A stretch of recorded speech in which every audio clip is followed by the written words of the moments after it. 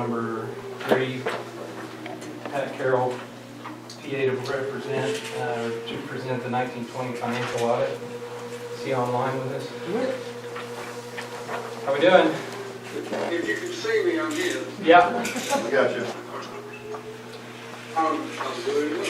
Thank you all for meeting, and as we this is your audit for the 2019-2020 fiscal year audit. There are 2 opinion letters within the audit. The first one deals with the financial statements. It's on page 4, 5, and 6. Whether or not the financial statements are properly presented, and whether or not there's a material statement within those financial statements or some type of significant deficiency that should be stated. You are on a modified cash basis of accounting. It's a regulatory basis from the state of Oklahoma. It's one that is, you count your money only when you collected it, but you count your expenditures when you use the board to approve those encumbrances.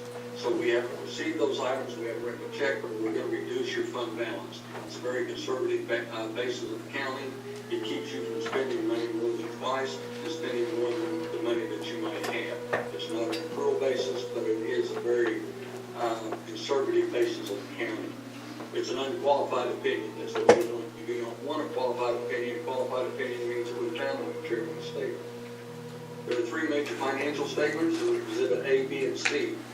Exhibit A is a balance sheet. It shows the asset on hands with the different governmental fund types you have, the general and special revenue, debt service. Debt service is your sinking fund. Capital projects, that's the bond money that you receive and that you are spending for the different projects that the public has voted for. Trust and agency, your activity funds, is the sub-accounts you approved as a board, and you're told how they can raise the money and how they can spend the money. The last 2 then are informational columns, account groups for general long-term debt, and then also for the total to show that everything adds across. You have the cash investments. We have a $30,000 investment that we're saying we have in the general fund. You're going to look under the liabilities and fund balances. You'll have warrants and checks payable, reserves from encumbrances. Reserve is something that you've approved. We haven't received those debt services, so we haven't written a warrant for it. But we have to keep that money in that year because you can't pay for these expenditures out of next year's money. They have to be used from this year's dollars. The other area that you might look for over there is under the debt service. It shows we have due to general fund for coupon investments. We ran out of money in the sinking fund, so we had a negative balance. We can't really have a negative balance, so we paid for that out. We have to pay for those coupons, so we paid for them out of the general fund. So we're saying that there's an investment in the sinking fund by the general fund because we spent those dollars out of there. We ran out of money because we had protests on our ad valorem. And we set up so much money, depending on what the valuation is on the county, we have to use the actual valuation, and we set that up to collect the dollars to pay off those bonds. Then we had protests and we didn't collect all that money, so we ended up with that negative in that sinking fund. That money will be collected over the ensuing years. The sinking fund will pay back the general fund as if it were an investment. The other item in there would be your trust and agency. It shows warrants and checks payable and then due to activity funds. Any money that's left in that activity fund is due to those sub-accounts, so it doesn't show as part of your fund balance later. We had restricted, our fund balances come to restricted and unassigned. We have unassigned to the general fund only. That's where we're going to pay salaries, utilities, materials, supplies, everything in general for the district. The other areas within the building fund and child nutrition fund show the monies that are left in those fund balances or in those funds as a balance, and they're restricted for their use. I show that negative balance in the debt service because we did have a negative balance in that debt service at the end of the year. Capital projects at $840,000 remaining in the capital project fund, but that's for specific use. We also have under the fiduciary fund, the cooperative fund. That money shows up then in, or gift fund actually is what it was, in the fiduciary funds of $5,000 is restricted basically because it was set up for specific reasons. Then it shows the total fund balances. You add that to whatever your liabilities were, and it says the total liabilities are for the year, and it adds up to what the cash was. Exhibit B is an income statement. It's going to only show your governmental fund types, not your agency funds, because those are assets and or trusts that are outside the district. But it shows the major sources of revenues, the major types of expenditures for each fund, the excess of revenues collected over under expenditures. You see you had a decrease all the way across. The debt service is supposed to have a decrease. Once you voted those bonds and we collected money for 2 years, that money is going to start going down because we're going to pay those bonds off. But you get money in there for 2 years before you start paying them off because there's no money in the sinking fund. So we have 2 years of levy before we start paying off that debt. Capital projects are the same way. Whatever money comes in is only through bond sales or interest earned. See at the top, we had $227. That's what we earned the interest. The other money that came into that fund shows down below under other financing sources. We sold bonds of $755,000. So after you take the excess of revenues collected over expenditures, you add that to any adjustments, which we had no other adjustments, other financing sources. The only financing source we had was settle bonds, gives us the excess or deficiencies of revenues collected over under expenditures. Add that to the beginning balance, and you see what money we had to start the year with in the different fund types, which we had a big decrease there in your general fund, which you already know. I know you've had discussions. We had decreases in our special revenues, debt service, and our capital projects show that we had a decrease, a small decrease, because we spent money from the prior bond fund, and then we had a new bond fund. Exhibit C is a budget to actual. You can't spend more money than what you have, what you've got budgeted. You might receive more money. If you receive more money, to spend that money, you have to do a supplemental appropriation so it can be added to your budget. So we're going to show you an original budget, a final budget, to show if there have been any supplements added to those. Then the actual columns is what I just showed you for your general fund, special revenue, and your debt service. Starting on page 7, bottom page number 7. We're going to bottom page number 15. Your notes of financial statements, a lot of information. Tells you a lot about your district. Tells you what's going on, what you've got, what your fund accounting is, what the different funds you have are. Talks about basis of accounting, which is modified cash, budget and budgetary accounting, how it's set up, which you can't spend more than what's appropriated. Starting on page 10, we've got your general long-term debt. The first one is the bonds of 2019. They'll pay off July of 2021. On page 5, we talk about a lease purchase with Alphaba County Educational Facilities, and it shows below when those payments are, what the annual fee is, and what the total payment is by year, and that's to pay off in September of 2022. You also have a lease purchase agreement with the Farmers Exchange Bank for the purpose of the completion of the athletic complex and other improvements.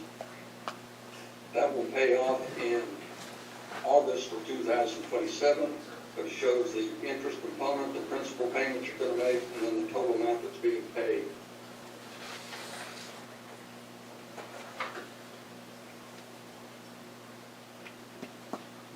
On page 12, under the safeguard of deposits investments, we talk about what permissible investments are, but there's another paragraph in there that's for the state basically.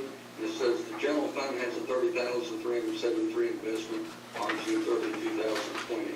The funds are invested in the district sinking fund, which is an under collection of ad valorem taxes due to public service projects. A transfer of funds was made from the district general fund to the sinking fund for payment of bond interest coupons on June 30, 2020.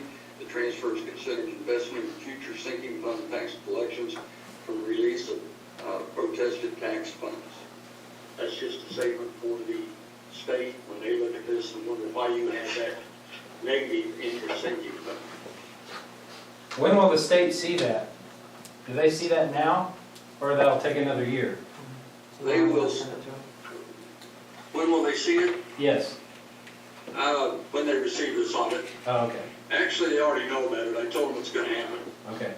Because I told them what happened, they said, well, you can't do that. I said, well, do you want them not to pay their coupons in the bonds? I said, well, they can't do that either. I said, that's right, that's why we did this, and that's why I'm making the statement as to what happened.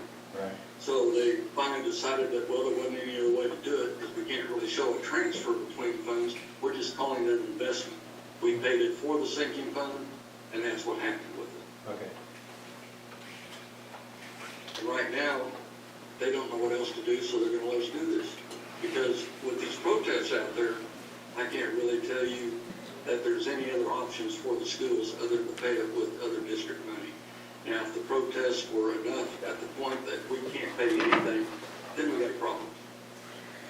And you all have dealt with some of these questions, some of these other things that have gone on with the decrease in our fund balance and how to compensate for some of those decreases. We're getting some other money in from the state, from the federal government more than the state. But with those funds, a lot of those are restricted on how we can use them. Hopefully they allow them to open up and use them for some other purposes, and that might really help the position that we're in. But right now, until they actually finalize it, let's make sure that we're as prudent with our expenditures as we can be.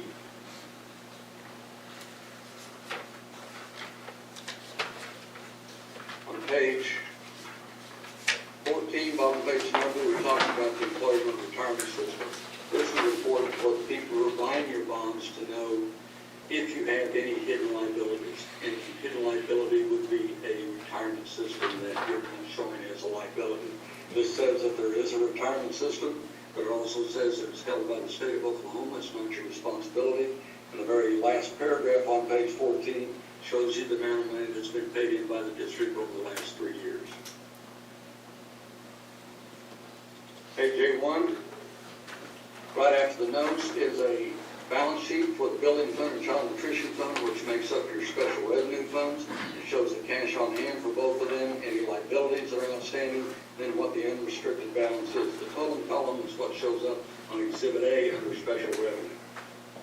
Schedule B1 is an income statement for the building fund and child nutrition with the total column showing up on Exhibit B as special revenues. But it shows the collections you have in the different funds, types of expenditures, the excess of revenues collected over under expenditures, and then whatever your deficiency is added to last year's fund balance, and that gives you the fund balance you started this year with. You notice up there that your local sources are $186,000 in the building fund. That's the money from the ad valorem taxes that goes directly into the building fund. $186,000 in the building fund. That hardly maintains the buildings. That's why the bond funds that you have and these purchases that you've done have made the improvements for the school district.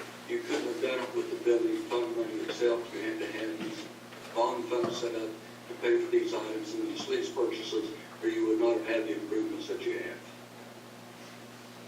I'm saying there's something nice about you. I'm not supposed to say that, but it was something good that you and your constituents have done. C1 is a budget actual for the building, child nutrition. Again, we have an original budget, the final budget, and the actual for each one of the funds that I just showed you on Exhibit B1. And the last column over there shows up, it's what would be on Exhibit C under special revenue.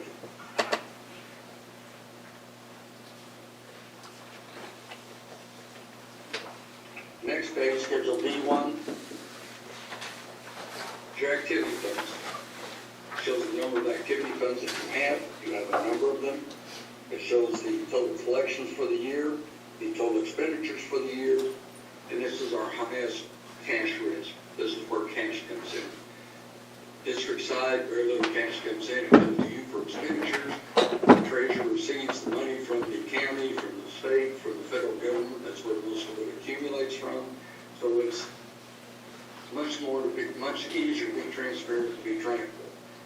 On this this, we have the cash coming in, so each one of these sub-accounts has a sponsor. That sponsor has to go to treasurer does and the government's clerk does.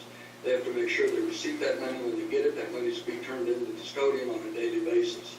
The expenditures that are made, they have to turn in a requisition to the custodian to make sure, or the purchasing agent, to make sure they have funds within their account to make that purchase.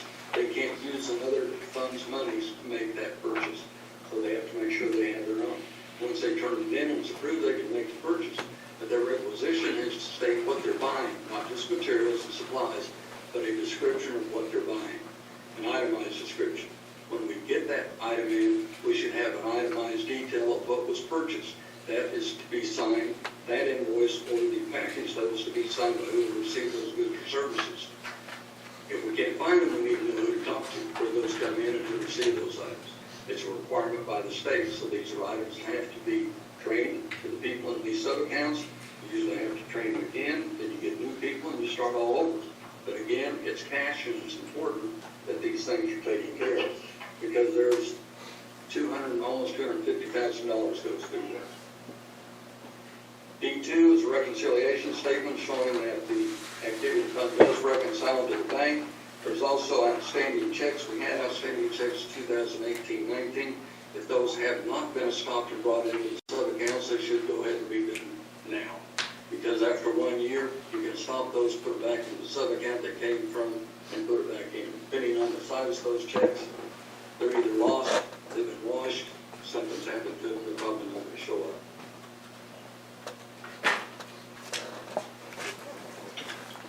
Page 16 is your receipt schedule of expenditures and federal awards. It shows on the left-hand side the titles for the different programs that you have. The last 5 columns in deal with the dollars that are associated with those programs. We had a deferred balance in our school breakfast program at the start of the year. That's money that we received, but we had not coded properly to show that we had spent that. During the year, we collected $402,000 and spent $420,000. At the end of the year, we still had the $10,000 that needs to be coded as an expenditure within the school breakfast program. But we also had monies in Title I or IDAB that were monies that we had paid for, but we had not yet received the money by June 3rd. The reason for that is, on these federal programs, you have to have not only done an encumbrance, but you have to have issued a warrant for those items to get the money back. You have to have done that by June 2nd. A lot of times we have salary, we have supplies and materials that we ordered that have not come in until after June 2nd, so we go ahead and pay for those, but then those dollars come in the next ensuing year. Page 17 and 18, their second letter. This is when we look at everything else. This is when we look at all those things, all the expenditures, the revenues. We look at the teacher retirement, we look at payroll, we look at your board meetings, we check out your bonds and your bids. We, for better word, we interview certain people. We may not know we're interviewing them, but we go and talk to them and see if they know what they're supposed to be doing and what their jobs are within the district. We found one item that we consider to be a significant deficiency, but we found no material weaknesses.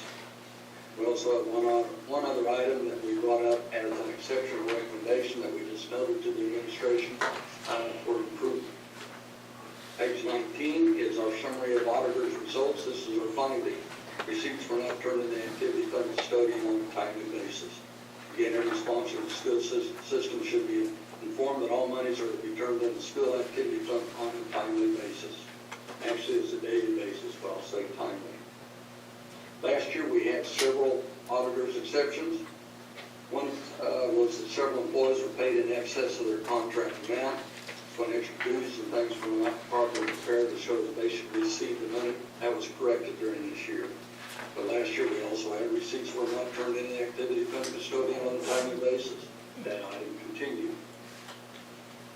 Last item that I had for exception, and it deals basically for the State Department, because we have federal program requirements, the applicable expenditures utilized by the district for program allocations are not the same as reported in the State Department of Education. In our REAP program, we have applicable program expenditures, monies that we received was $41,314, but on the program that went to the state, showed $40,000. So it'll be something that the administration will have to fund because the state's going to call and ask why that happened. You did receive that money, so you claimed it and you spent it. You just need to make sure that you can show where that money was expended from. What happened, it just didn't get voted correctly, but it was spent and you did collect the money. Other than the loss of your revenues and loss of your fund balances, the operation skills were good. But you know that you lost that money and you're down and something has to be done about it. Because you have to make sure that you're taking care of these finances at this point. And I'm preaching to the choir because you know that at this point. You've seen it, you've seen where it is. We're going to get some other monies in, whether it's CARES money or some other. But like I said, these are usually restricted to how they can be used. So some of the expenditures need to be looked at and determine which ones are going to be best for this district in the ensuing years. I said a whole lot real quick. Didn't seem like real quick because you want me to get to the back first. But were there any questions? So all of your recommendations have been worked out as far as what's in this report, or we still got some issues that we're correcting? Yes. Yes. Okay.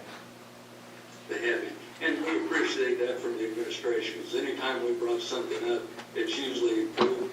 The deal with the activity funds was approved also. We had some in there were 4 or 5 days off, but I had one that was 22 days off. So that's a long time to be holding that money.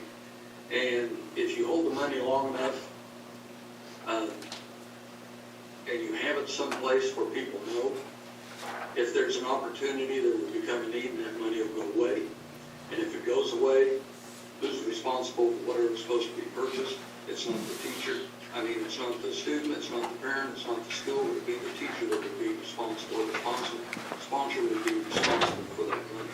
So it's not a penalty as much as it is a safeguard. Get the money back so it can't be lost. Any other questions for the auditor? Do you have anything else to add? I do not. You good? I know I've talked to the administration. We've had discussions about different ideas and things that probably need to be looked at for, it's hard to increase your revenues, so what you have to do is decrease your expenditures. Find out where those expenditures can be either eliminated or reduced. And right now that needs to be happening because we have such a drop in our fund balance. And until we get something back with the ad valorem, it's not going to improve a lot. And even when it does, you need to be careful with what you do with the money at that point. If any board members need some extra time to go over your packets to read through anything, now would be the time to do that. If you need a few minutes for that. We can wait.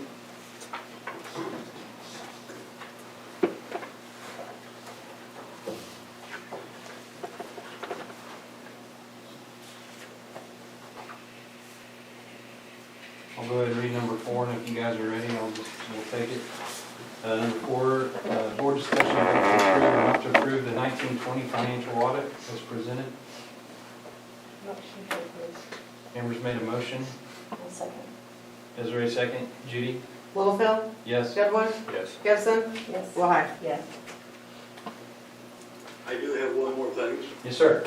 The acknowledgement page that I have to have you all sign. And I'll need a copy back from that. This year in the past we've always mailed it in, but this year the superintendent has to send it in to the state through an email.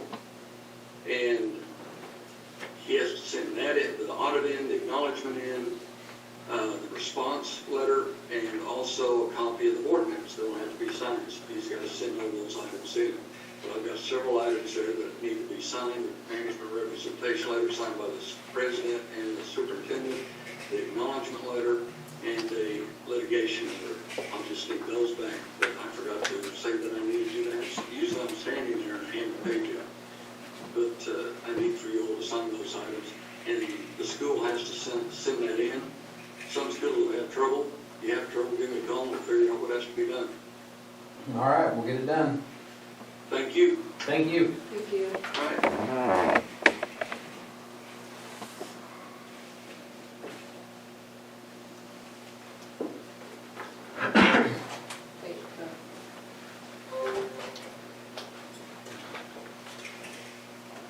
Number 5, board discussion and possible votes, set the time, date, place for a hearing upon receipt of the superintendent's recommendations for reduction in force, non-reemployment of the positions, and the names holding these positions is listed as attachment A for the 21-22 fiscal year.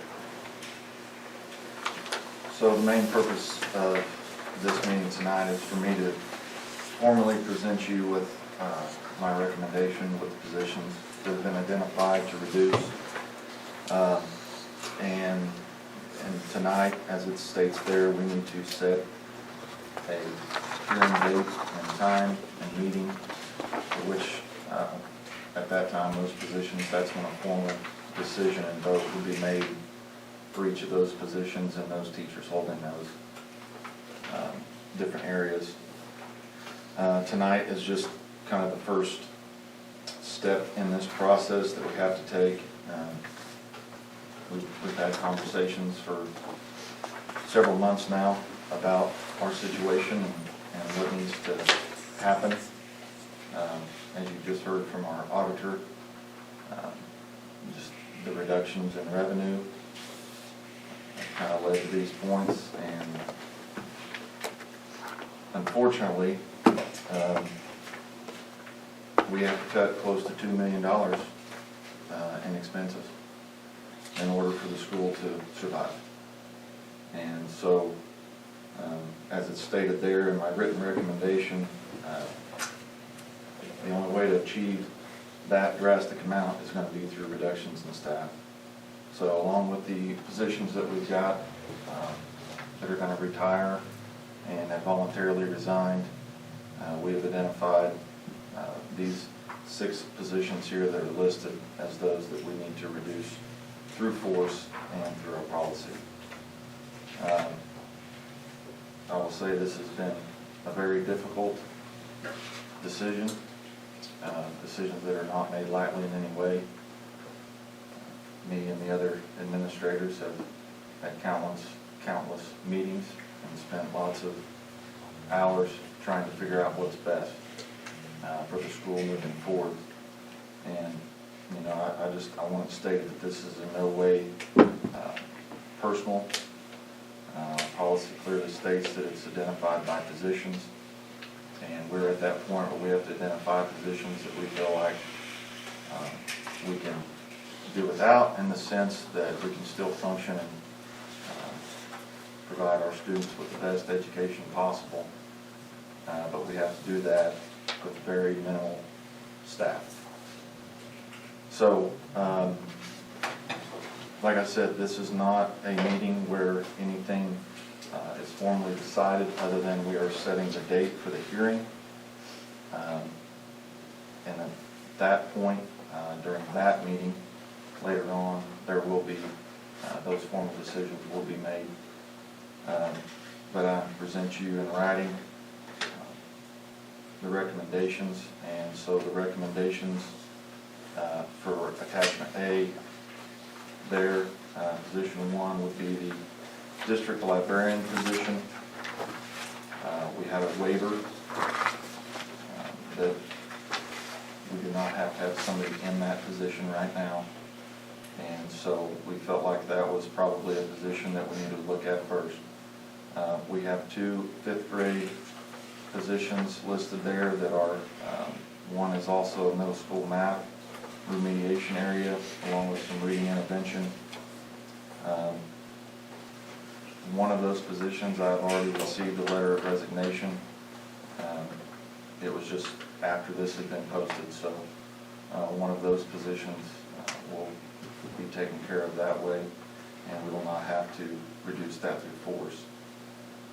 But those are positions that really were supplemental to the core class of what we were doing, and so in our discussions, it was determined that those kind of being extra in a sense was an area that we need to look at to reduce those positions. Our band instructor position is a part-time position. That is an elective. It does not serve a lot of students. Some of the ones that are in that class as part-time, then those classes are forced into that per our schedule. That can be redone. We have other areas, other elective courses that we feel like we would get more out of that. And that's not to say that we would be getting rid of music entirely. This would just be band. So the position there would be the band instructor position. The elementary second grade position, this is a position that just really through our policy, the way that it goes is we have to look at our staff and the other certifications that are held by several teachers, and we have a lot of teachers that hold elementary certifications, and kind of comes down to a seniority type issue with this position. So this is a position then that would be eliminated based on that policy and how many we have available there to do that, that also hold career status over that teacher. Our 3-year-old program position, again, that is a program that we are not required to have. It has been very nice to have that, and I know that it has benefited lots of families in order to have that. But again, with our situation financially, we have to look at what we absolutely have to have and what we can do without at this point right now. And that was a position that we felt like we could do without at this point. So those are my recommendations on the positions. My recommendation for a hearing date and time would be April the 19th, 7 p.m. high school library. There is some time frames legally that we have to offer once we've notified physicians. So we need to at least get 20 days. That puts us out to 25. Some of those letters have to be mailed, so we need to allow for time in the mail. But that puts us at 25 days. The legal limit's 20, is that right? At least 20 days. Okay. Does anybody have any conflicts with April 19th at 7 p.m.? That's a Monday, not a Monday.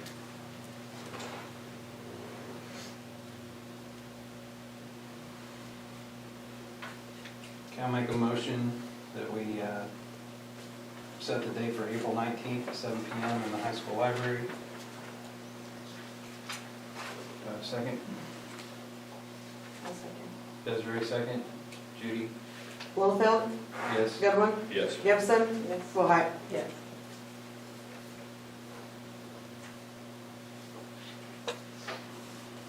Number 6, board discussion and possible vote to direct the superintendent to notify the affected employees of the superintendent's recommendations, the time, date, and place of the hearing, and the right to a hearing. This is just kind of a formality in this process here, but I just need some direction in minutes from you to mail those letters that will explain the hearing process and the rights to each of those teachers. That's coming from our school attorney.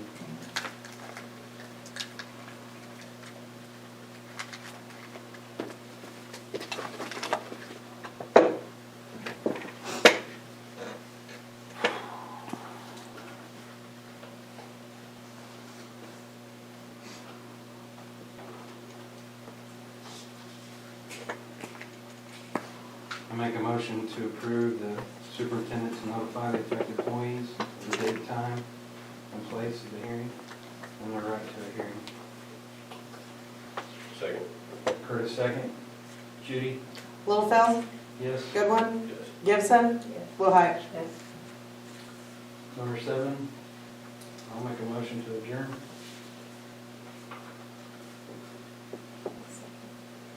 Desiree, second. Judy? Littlefield, Yes. Goodwin, Yes. Gibson, Yes. Willhite. Time? 6:30. And I have papers for everybody to sign.